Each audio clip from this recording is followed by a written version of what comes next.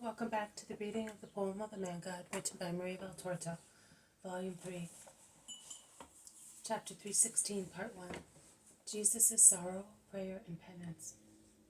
2nd November 1945.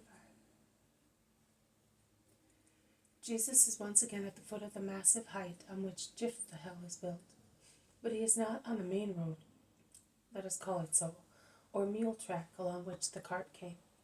He is instead on a little footpath fit for ibexes, so steep it is, strewn with large stone splinters and deep crevices, and it seems to be struck onto the mountainside. I would say that it is engraved on the vertical face of the mountain,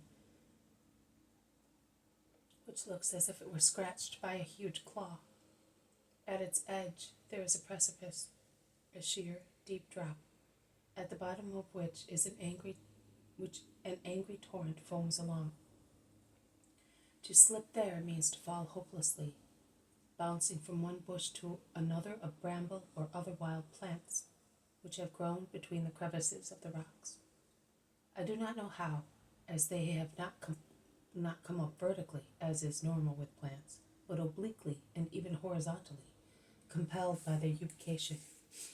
To slip there means to be torn to pieces by the thorns of such plants, or to have one's back broken by the impact on rigid tree trunks protruding over the abyss. To slip there means to be lacerated by the sharp-edged stones sticking out from the face of the precipice. To slip there means to drop, bleeding and in pieces, into the foamy water of the angry torrent and be drowned, and lie submerged on a bed of pointed rocks and be lashed by the impetuous water. And yet Jesus is walking along that path, that scratch in the rock, which is even more dangerous because of the dampness that rises steaming from the torrent, or drops from the overhanging surface and from the plants growing on that vertical face, which I would say is lightly concave. He proceeds slowly, cautiously, watching each step on the sharp stones, some of which are wobbly.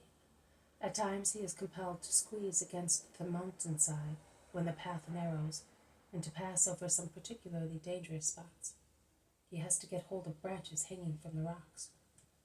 He goes round the western side thus, and reaches the southern one, where the mountain, after a perpendicular drop from the summit, becomes more concave than elsewhere, allowing the path thus to widen a little, but reducing its height, so that Jesus now and again must lower his head to avoid knocking it against the rocks. Perhaps he intends to stop there, where the path ends abruptly, because of a landslide. But when he sees that under the cliff there is a cave, a fissure in the mountain rather than a cave, he lets himself down among the fallen stones. He goes in.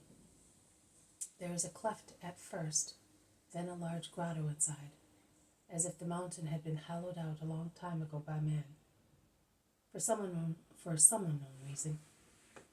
One can clearly see that the natural curves of the rock have been enlarged by man, who on the side opposite the entrance opened a narrow corridor, at the end of which there is a streak of light, and remote forest can be seen, which proves that the corridor cuts through the mountain spur from the southern side to the eastern one.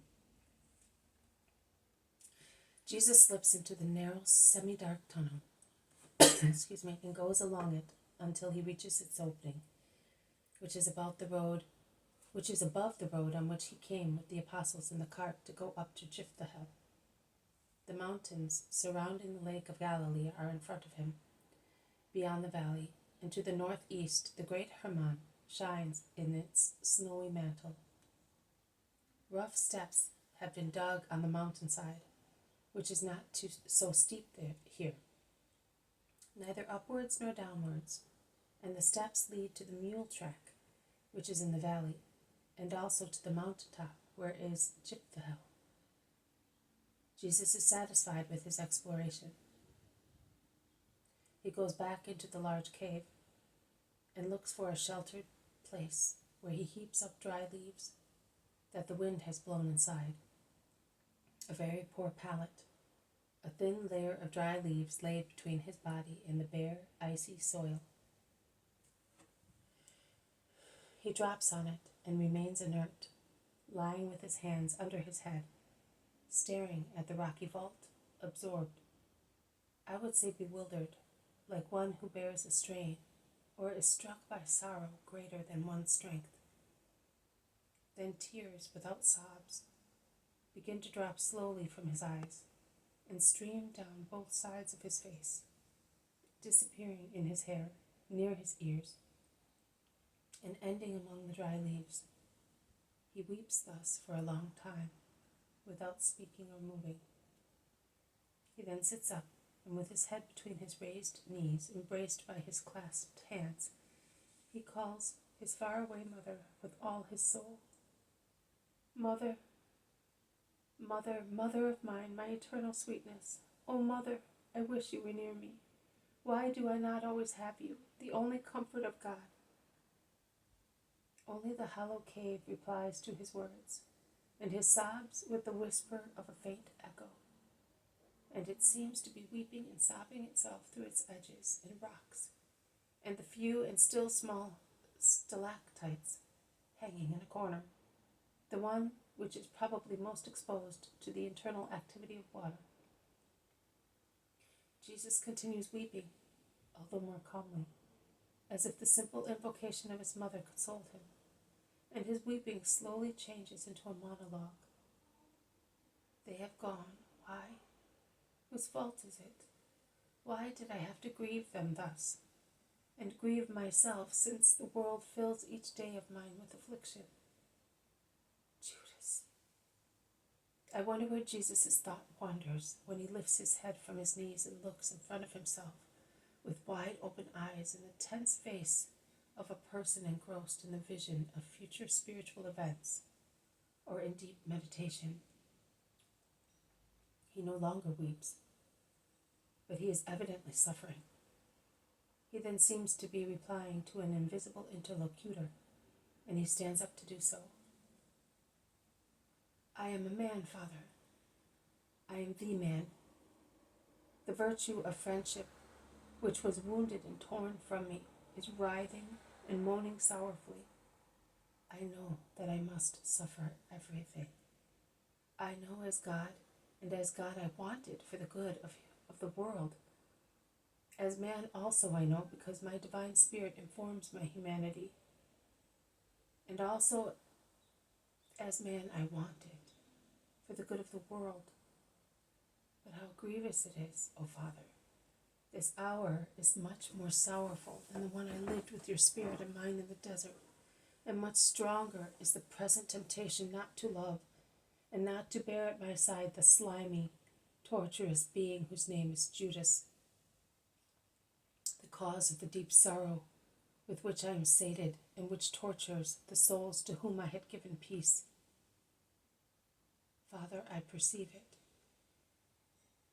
You are becoming more and more severe as I approach the end of my expiation on behalf of mankind.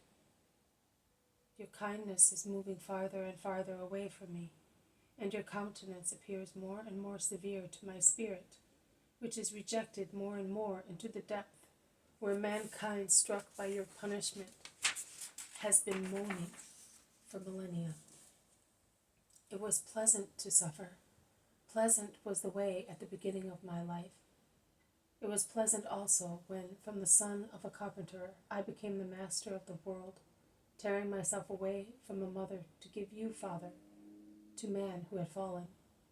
It was still pleasant to me, as compared with the present hour, to struggle with the enemy in the temptation in the desert. I faced him with the boldness of a hero with intact strength. Oh, Father, my strength is now encumbered by the indifference of too many people and the knowledge of too many things. I knew that Satan would go when the temptation was over, and he did go. And the angels came to comfort your son for being a man subject to the temptation of the demon. But the temptation will not cease now. After this hour in which the fiend, the friend, suffers because of the friends sent away, and because of the perjured friend who injures him both when he is near and far away, it will not cease Your angels will not come to comfort me in this hour and after it, but the world will come with all its hatred, its mockery and incomprehension, and the traitor who sold himself to Satan will come, and he, the perjurer, will be more and more tortuous and slimy. Father, it is really a cry of anguish, of fear and of invocation, and Jesus is agitated and reminds me of the hour at Gethsemane. This has been a reading from the poem of the Man God, written by Maria Valtorta, Volume 3, Chapter 316, Part 1. Jesus' Sorrow, Prayer, and Penance. Thank you for listening. I will see you tomorrow. May God bless you, and may peace be with you.